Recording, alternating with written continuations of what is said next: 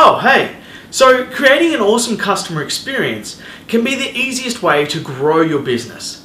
I'm going to show you how that works in this video, plus I'll give you a few tips that you can easily implement right now in your business. So stick around.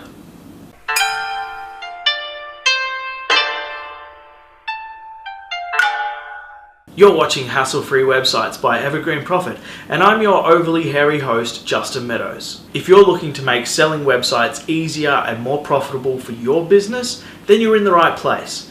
Make sure you hit subscribe below and tap on the bell so that you don't miss out on any future episodes. And the first thing we're going to talk about is what makes customer experience so important. Of course, the main thing is when someone has an awesome experience buying a website from you, two things happen.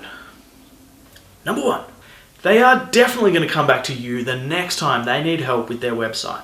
Number two, they are far more likely to tell all their friends and people in their business network how awesome it was buying a website from you. And when Bob asks them at the dinner party where they got their cool website from, they're going to send them right your way. Now this is super cool because returning clients or customers that have been referred from somebody else are the best clients ever. They already trust you, so they're ready to follow your best advice without umming and ahhing and questioning and backwards and forwards. And they are just generally easier to deal with because they already know what to expect. And they are also more likely to refer even more people to you. So that snowballs into this force of referrals that you're unable to stop even if you want to. Now, because of how awesome this effect is on the long-term growth of your business, you really should focus on this first before thinking about any social, ad, or SEO campaigns. While those things are important, you need to first focus on leveraging the customers that you already have to grow your business. In fact, I managed to grow my business for several years, relying just on repeat and referral business without doing any other major marketing campaigns.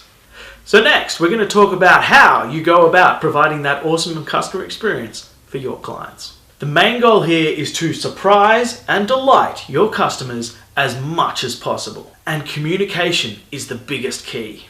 You need to make sure that you're friendly and reassuring through all of your communication. Keep in mind that even though you build websites all the time, this is a big deal for your clients. It's likely one of the biggest marketing investments that they're going to make. And it can be a bit scary investing so much into something that they probably don't know much about. Plus, there's a good chance that they've been burnt in the past by a shonky provider. So you need to be a trusted advisor. You have to guide them through the process. Basically, you need to be the Yoda of their website project. Remove the image slider. You must. You should be proactive with your communication. It really starts to detract from the overall customer experience if your clients pay a deposit and then they don't hear from you for a week or so. They start getting what's called buyer's remorse. Look that one up. Start getting that voice in their head like, oh shit, what have I done?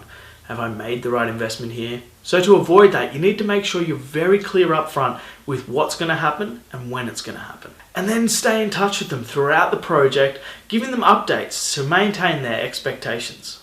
The golden rule is, if they have to come to you to ask how the project's going, then you've failed. Bow, bow. And now, some tips that you can implement right now. Firstly, you should map out the customer experience. Map it all out on a big bit of paper or a whiteboard, just so that you can visualize the whole project and how the process flows. This allows you to identify the key touch points throughout the process, and that helps you to focus in on each one and think about how you can improve those steps, and whether perhaps you need to add in a few more steps or remove some unnecessary ones. So now, using either your project management software or your calendar or whatever your preference is, make sure you set triggers for each one of these steps. So make sure that when something happens that is meant to trigger a touch point later on down the track, you set a reminder for that, either automatically or just manually do that yourself. Just make sure you don't forget it. The next thing you can do is in your communications and when you're setting up the timeline for the project, make sure you build buffers into your timelines.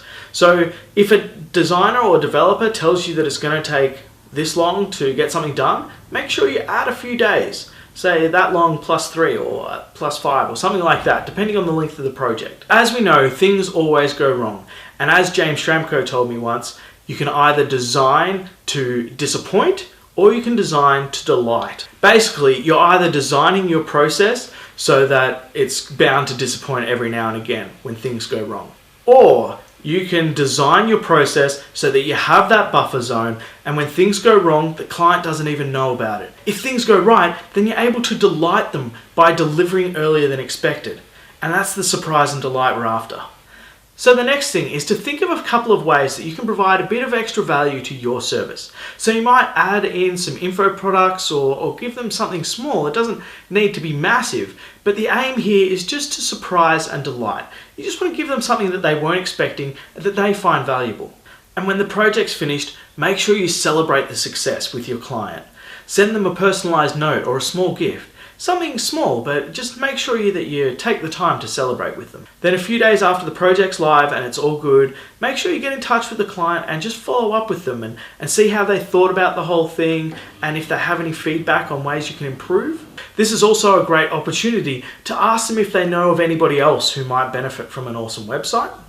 And you can also ask them to provide just a short testimonial. Then finally, make sure you follow up again about a month or so down the track and just touch base with them and make sure that everything is still all good, because this gives you an opportunity, if things aren't any good, to provide a bit of extra value and help them out, or to simply remind them how awesome the experience was and see if there's anybody else that they might be able to refer to you.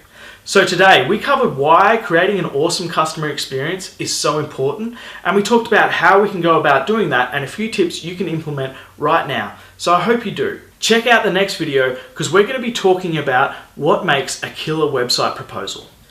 And in other news, Teddy the bear has reportedly broken up with the Russian doll, citing that she was full of herself. Convicted cannibal 7 allegedly ate 9 because he was told to eat 3 squared meals a day. And more leaks from the White House report that the US president was considering a brain transplant, but then he changed his mind.